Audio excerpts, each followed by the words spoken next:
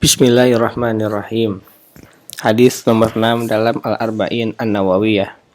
An Abi Hurairah radhiyallahu anhu.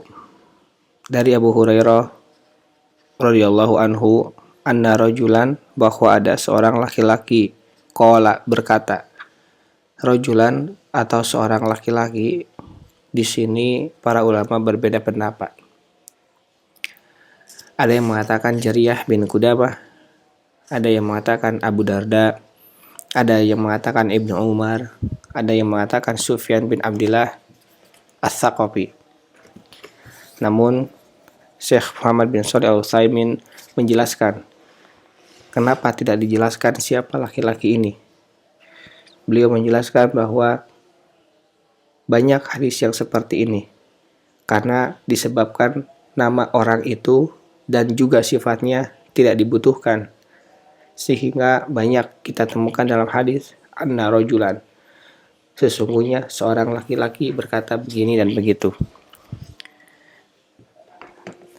Yang jelas rajulan di sini berarti dia termasuk ke dalam sahabat Nabi, karena sahabat itu adalah seseorang yang bertemu dengan Nabi dalam keadaan Islam, kemudian beliau wafat dalam keadaan Islam. Itu dikatakan sebagai seorang sahabat. Dan dalam hadis ini, rajulan ini bertemu dengan Nabi Shallallahu Alaihi Wasallam sehingga bisa meriwayatkan hadisnya. Qala li Nabiyin Shallallahu Alaihi Wasallam, berkata kepada Nabi Shallallahu Alaihi Wasallam, ausini, berilah aku nasihat. Dari sini kita bisa mengambil pelajaran. Hendaklah seorang muslim itu terbiasa untuk saling nasihat-menasihati dalam kebaikan. Harus ada momen ketika bertemu untuk meminta nasihat, untuk meminta peringatan agar tetap dalam jalan kebaikan. Kemudian dari hadis ini juga kita bisa mengambil faedah apabila ada kesempatan bertemu dengan orang solih, orang berilmu, orang alim, maka mintalah nasihat. Karena itulah yang kita butuhkan. Itulah yang menjadikan kita bisa tetap istiqomah. Dan juga minta doa kepada mereka. Minta didoakan oleh mereka. Qala Rasulullah sallallahu alaihi wasallam, la tagdob, jangan engkau marah. Rasulullah memberikan nasihat ini karena beliau itu melihat orang yang bertanya ini adalah orang yang suka marah. Mengapa seperti itu? Ada beberapa alasan. Yang pertama, nasihatnya singkat, karena memang biasanya pemarah itu orangnya tidak sabar menunggu, sehingga ketika dimintai nasihat, beliau Shallallahu Alaihi Wasallam menjawab singkat saja, la takdob. Yang kedua, alasannya adalah sahabat tersebut tidak puas dengan yang didapatkan, karena nanti dia akan bertanya lagi. Kita akan lanjutkan hadisnya. Sahabat itu tidak puas dengan yang didapatkan, sehingga bertanya kembali kepada Rasulullah. Begitulah tabiat orang pemarah biasanya. Dia tidak sabaran dan selalu tidak puas. Faraddada miraran. Orang itu mengulangi permintaannya berulang-ulang. Nah, ini diantara tanda seorang berilmu adalah dia tidak puas dengan hanya diberikan ilmu itu hanya sedikit. Jadi sebisa mungkin ketika ada momen, ada kesempatan mendapatkan ilmu lebih banyak, maka lakukanlah. Kemudian orang yang cerdas adalah orang yang memanfaatkan momen untuk kepentingannya. Ketika berkesempatan bertemu Rasulullah yang mungkin tidak bisa setiap saat terjadi, maka orang ini memanfaatkannya untuk dapat mendapatkan banyak nasihat. Dan tentu Orang baik itu ketika dimintai nasihat, dia akan memberikan nasihat dan dia akan memberikan doa kepada orang yang dinasihatinya. La tagdob. Rasulullah SAW tidak disebutkan, namun itu merupakan hal yang biasa dilakukan. Memberi nasihat dan mendoakan agar nasihat itu bisa dia terapkan dan Allah mudahkan. Qala, maka Rasulullah SAW bersabda lagi ketika laki-laki itu bertanya berulang-ulang, La tagdob, engkau jangan marah. Rawahul Al-Bukhari. Kenapa yang disebutkan oleh Rasulullah SAW itu jangan marah saja? Emang apa itu marah? Marah itu ialah bergejolaknya darah dalam hati untuk menolak gangguan yang dikhawatirkan terjadi atau karena ingin balas dendam kepada orang yang menimpakan gangguan yang terjadi padanya. Itu dikatakan sebagai marah. Maka Ibnu Hajar Al-Asqalani tidak melarang sebenarnya hal marah ini, karena marah itu merupakan sebuah perilaku manusia, hal yang wajar. Maka kita harus tahu tentang marah-marah itu jenisnya apa aja. Ada seorang dokter yang membagi marah menjadi 3 bagian, yaitu marah hijau, marah hitam, dan marah merah. Dokter tersebut menjelaskan pembagian ini sebenarnya bukan pembagian secara syariat, tapi ada dalilnya. Jadi tidak mengapa dibagi-bagi seperti ini. Yang pertama adalah marah hijau. Marah hijau itu adalah marah yang terpuji dan diperintahkan, yaitu kehormatan Allah ketika kehormatan Allah Azza wa Jalla dan agamanya dihina atau ada pelanggaran terhadap syariat. Contohnya Rasulullah SAW dulu pernah 2 kali marah kepada Usamah bin Zaid. Yang pertama karena dia membunuh musyrik, kalah duel. Padahal musyrik itu bersyahadat. Rasulullah SAW waktu itu marah. Inilah disebut marah yang hijau atau marah yang diperintahkan. Yang kedua, Rasulullah SAW juga memarahi Usamah bin Zaid karena ingin memberikan keringanan hukuman atas kesalahan yang dilakukan oleh seorang perempuan dari Bani Makhzum yang telah mencuri ketika hari Fathul Makkah. Rasulullah SAW marah. Itu namanya marah hijau. Marah hijau ini yang disebut sebagai ghadab fillah walillah. Marah di jalan Allah dan karena Allah. Atau marah yang terpuji, al-ghadabul mahmud. Itu yang pertama. Marah yang kedua adalah marah hitam. Marah yang membuat buta mata, buta hati, dan gelap pandangan, serta membuat hilang akal manusia. Dia tidak tahu apa yang dia lakukan, lalu dia mencelakakan dirinya dengan marah-marah, memukul, dan seterusnya.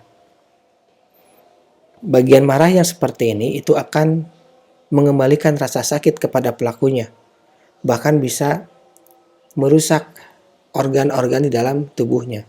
Ini yang disebut dengan marah yang tercela atau al-ghadabul mazmum, yaitu yang hanya didasarkan emosi dan hawa nafsu semata, bukan karena faktor kecemburuan terhadap agama seperti marah didasari emosi pribadi dan kebanggaan kelompok. Itu namanya marah hitam. Yang ketiga adalah marah merah, yaitu marah terhadap segala hal yang membawa dampak pada manusia, tapi mungkin masih dalam batas-batas yang wajar, sebagaimana pernyataan Imam Ibnu Hajar Al-Asqalani tadi.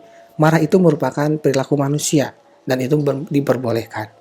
Ini disebutnya sebagai marah yang natural, dan ini dialami baik oleh muslim maupun yang kafir. Dan ketika setelah kita mengetahui jenis-jenis marah, maka berikutnya kita harus tahu bagaimana menahan marah itu, terutama marah yang hitam, karena marah yang hijau itu diperkenankan, bahkan dianjurkan, diperintahkan bahkan. Adapun marah yang merah itu hal yang biasa, tapi tentu di batas-batas koridor yang Allah tetapkan. Maka ada beberapa hal yang dapat menahan marah hitam ini.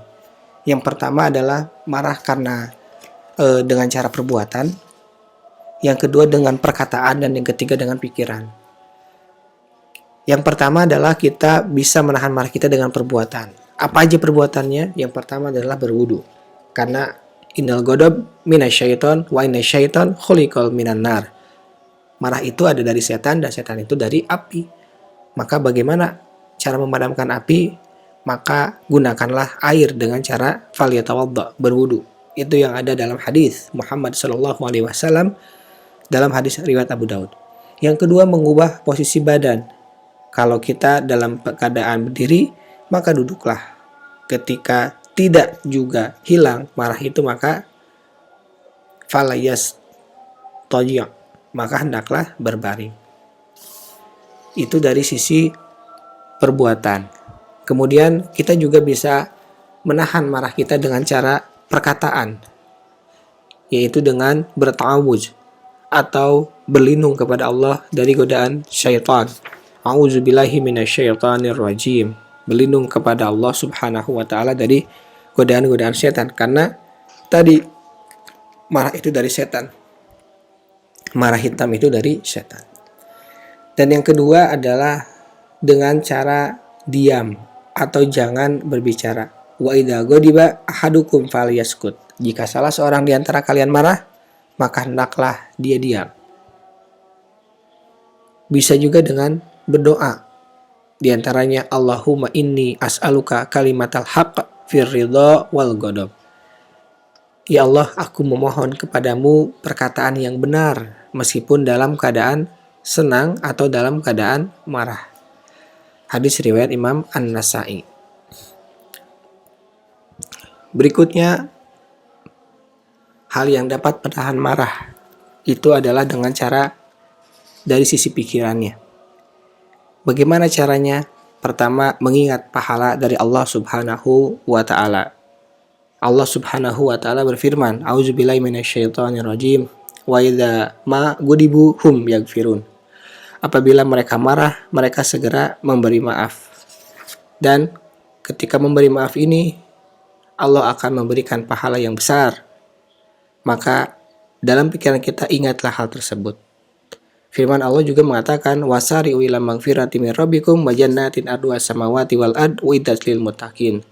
Dan bersegeralah kamu mencari ampunan dari Tuhanmu dan mendapatkan surga yang luasnya seluas langit dan bumi yang disediakan bagi orang-orang yang bertakwa. Siapa itu? Alladzina yunfikuna fis sarra'i wad-dharra'i wal kadhiminal ghaidha wal 'afina 'anil nas wallahu yuhibbul muhsinin.